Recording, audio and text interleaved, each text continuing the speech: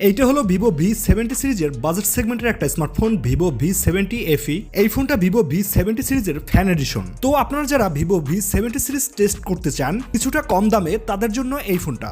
আর এবার FE এডিশনে অনেক কিছুই স্পেশাল থাকছে, এই যেমন ভিভোর first dark glow technology back সাইডে, 200 মেগাপিক্সেলের ক্যামেরা সহ 7000 mAh এর অনেক বড় ব্যাটারি, এছাড়াও আরো অনেক। সো কথা না বাড়িয়ে আনবক্সিং থেকেই শুরু করা যাক। ওই সেম ভিভো V70 মতনই বক্স, আর এই বক্সে আপনারা সবকিছুই পেয়ে যাবেন। ফার্স্ট অফ ফোন, এরপর একটা soft plastic back cover, charger 90 ওয়াটের with type A to type C charging cable, আর সবশেষ কিছু ইউজার ম্যানুয়াল ও SIM ejector pin. And finally যদি আমরা এই ফোনটার দিকে আসি, this is the first look of Vivo V70 FE। ডিজাইনের দিক থেকে এই ফোনটা ভিভো V70 সিরিজের বাকি ফোনগুলোর থেকে অনেক ডিফারেন্ট, একদম কুল ও লেটেস্ট একটা ভাইব দিচ্ছে। এর body frame plastic polycarbonate build, back সাইডে ম্যাট ফিনিশ। তবে সব থেকে স্পেশাল যেটা সেটা হচ্ছে ব্যাক সাইডের এই ডার্ক গ্লো টেকনোলজি। মানে আপনি এই ফোনটা নিয়ে যখন অন্ধকারে থাকবেন ব্যাক সাইডটা গ্লো করবে। ক্যামেরা মডিউলটা এখানে ডাইনামিক রিং ডিজাইন ব্যবহার করেছে ভিভো। তবে আমার কাছে মনে হয় স্যামসাং এর যে এস ফোনটা রয়েছে এটা তার থেকেই ইন্সপায়ার্ড। তবে ওখানে ফ্ল্যাশ লাইট ছিল, এখানে অরা লাইট। এর বাইরে এই ফোনটা তো অনেক বড় ব্যাটারি নিয়ে এসেছে 7000 mAh এর।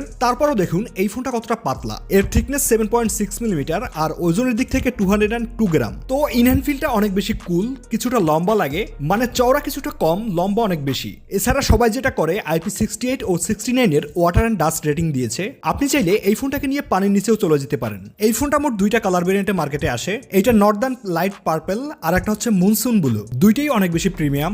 এর বাইরে ভিভোর ফোন ক্যামেরা তো ভালো হবেই, ব্যাক সাইডে ডুয়েল ক্যামেরা সেটআপ দেওয়া হয়েছে, যার প্রাইমারি 200 মেগাপিক্সেল, এরপরে 8 মেগাপিক্সেলের ওয়াইড অ্যাঙ্গেল। একদম পারফেক্ট একটা কম্বিনেশন, একদম ultra clear picture, colours, details সবকিছুই। এমনকি ব্যাকগ্রাউন্ডে অনেক আলো থাকলেও ফেস ব্ল্যাক করে না। এর ডাইনামিক রেঞ্জ অনেক ভালোভাবেই ম্যানেজ করে দেয়। আর আমরা সবাই জানি ভিভোর ফোন অলওয়েজ আমাদের social media ready type picture provide করে, বাট তারপরেও 200 মেগাপিক্সেলের ক্যামেরা এর পিকচার আমার কাছে ন্যাচারালি মনে হয়েছে। এর বাইরে সব থেকে যেটা ইম্পর্টেন্ট, জুম আর পোর্ট্রেট ক্যাপাবিলিটি। তো এখানে দেওয়া হয়েছে 30x সুপার জুম, অপটিমাইজ করছে এআই। মানে দূরে থাকা মানুষটিকে আপনি ক্লোজ আপ ভাইবে নিয়ে আসতে পারবেন, মনেই হবে না সাবজেক্ট অনেক দূরে ছিল।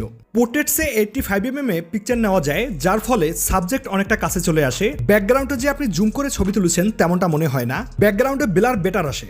এই যেমন 23 mm, 35 mm আর 50 mm, 85 mm, 4 রকমের ফোকাল লেন্স। এর পিকচারে ব্যাকগ্রাউন্ডের কোয়ালিটি দেখলে আপনি বুঝতে পারবেন পুরাই ডিএসএলআর এর একটা ভাইব দেয়। সেলফিতে থাকছে 50 মেগাপিক্সেলের আই অটো ফোকাস সেন্সর। এর কাজ হলো গ্রুপ সেলফিতে এখন আর কেউ ব্লার থাকবে না, প্রত্যেকটা ফেজেই সমান ফোকাস থাকবে। এছাড়া পিকচার কোয়ালিটি একদম ফ্ল্যাগশিপ লেভেলের। আর আমার জানা মতে ভিভোর সেলফি নিয়ে কেউ কখনো কমপ্লেন করতে পারেনি।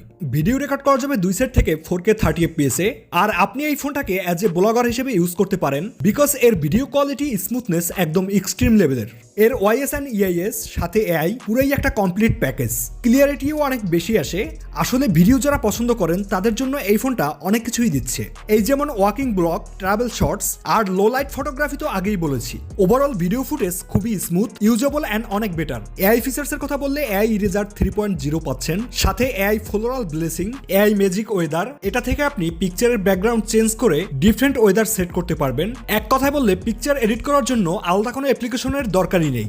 ডিসপ্লে সেকশনে এই ফোনটায় থাকছে 6.83 inch 1.5K ultra clear OLED display, 120 hertz এর রিফ্রেশ রেট দেওয়া হয়েছে। এর ডিসপ্লে ব্রাইটনেস 1900 নিটস পিক, অনেক ব্রাইট একটা ডিসপ্লে। এর চিন বেজেলস একদমই ন্যানো। এর screen to body ratio around 90%। আর এই ডিসপ্লে উপরের দিকে যে পাঁচ ওয়ালটা দেখছেন এটা আসলে অরিজিন আইল্যান্ড। এখান থেকে নোটিফিকেশন সহ বিভিন্ন অ্যাপস এর মধ্যে সুইচ করা যায়, যেমনটা আপনারা দেখছেন। এর বাইরে ইউটিউব সহ নেটফ্লিক্সে এইচডিআর ভিডিও ইজিলি প্লে করা যায়। অনেক স্মুথ কালারফুল একটা ডিসপ্লে, মাল্টিটাস্কিং সহ কন্টেন্ট ওয়াচিং এর জন্য একদম পারফেক্ট। ব্যাটারি সেকশনে যেমনটা বলেছিলাম, এই ফোনটায় থাকছে 7000 mAh এর অনেক বড় ব্যাটারি, আর এটাকে চার্জ করবে 90 ওয়াটের fast charger. So charging speed অনেক ফাস্টই হবে। আর ব্যাকআপ হেভি ইউজে 1 থেকে 1.5 দিনের মতন চলে যাবে ধরে নেন। অনেক পাওয়ারফুল একটা battery, but hot about performance. এই ফোনটা থাকছে মিডিয়াটেকের ডায়মেনসিটি 7360 টার্বো প্রসেসর, যেটা 4nm বিল্ড। এর অন্তত বেজমার্ক স্কোর ছিল প্রায় 1 মিলিয়নের কাছাকাছি। সিপিইউ থর থেকে 91%। গেমিং এ PUBG গেমটা 60 fps এ প্লে করা যায়। স্মুথ গ্রাফিক্স, যদিও এটা কোনো গেমিং ফোন না, তারপরও প্রাইস বিবেচনায় ডে টু ডে লাইফ ইউজের জন্য বেসিক গেমিংয়ে ওকে বলা যায়। বাই দ্য ওয়ে, প্রাইসের দিকে আসলে এই ফোনটার যে বেস ভ্যারিয়েন্টটি রয়েছে সেটা গ্লোবাল মার্কেটে অ্যারাউন্ড 37,999 রুপিতে লঞ্চ করে বাংলাদেশি টাকায় কনভার্ট করলে 50,000 এর মতন পড়ে যাবে। এর বাইরে এই ফোনটার সফটওয়্যার থাকছে Origin OS 6, out of the box থাকবে Android 16 with 4 years software updates ও 6 ইয়ার্স সিকিউরিটি আপডেটস। এর বেস ভ্যারিয়েন্ট শুরু 8GB 128GB স্টোরেজ থেকে টপ ভ্যারিয়েন্ট 256GB স্টোরেজ পর্যন্ত। এর RAM type LPDDR5X, storage type UFS 3.1, একদম ক্লিন একটা UI, স্মুথ অ্যানিমেশন, আর এখানে যে ফিচারগুলো দেওয়া হয়েছে প্রত্যেকটাই ইউজফুল। তো এই ফোনটা আসলে কাদের কেনা উচিত? আপনারা যারা দেখতে শুনতে পাতলা, অনেক স্টাইলিশ একটা ফোন ইউজ করতে চান, অ্যাজ এ কন্টেন্ট ক্রিয়েটর বা রেগুলার শৌখিন ইউজের জন্য, ক্যামেরা আপনার ভালো চাই, লং টাইম ব্যাটারি ব্যাকআপ দিবে, তো 50,000 টাকা বাজেটে এই ফোনটা আপনার জন্য একটা পারফেক্ট ডিল হতে পারে।